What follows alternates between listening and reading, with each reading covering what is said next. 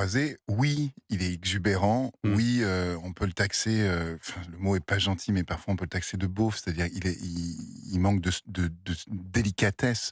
Mais moi, j'ai jamais été témoin aussi de Mmh. violence et encore une fois, j'étais très proche de Gilbert Rozon qui, vous le savez, a été accusé 1000 fois, qui a été Mmh. relaxé de ses 3 procès. Encore une fois, il y a une justice, il y a une loi, il y a voilà, donc moi j'attends des résultats d'enquête.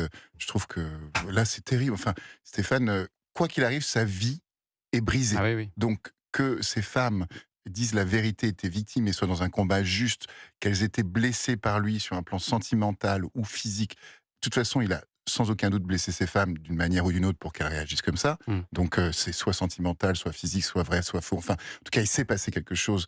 Mais nous, on ne sait pas ce qui s'est passé. Donc c'est quand même à la justice. Et là, la presse s'en empare, on fait ses choux gras pendant les...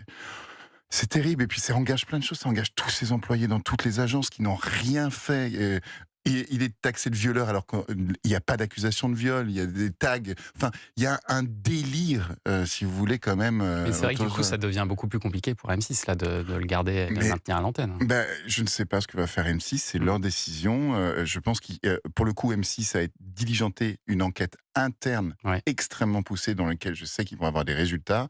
Karine connaît très bien Stéphane et je pense qu'elle a la voix de la raison. Elle dit les choses comme elle les voit Mmh. et comme elle les pense. Voilà, donc moi, j'ai rien d'autre à dire. Je pense que la justice va le faire. Je pense que les témoignages, l'enquête interne d'M6 va être diligentée de la manière la plus précise possible et on verra. Allez, on change de ce qu'il en est. sujet maintenant.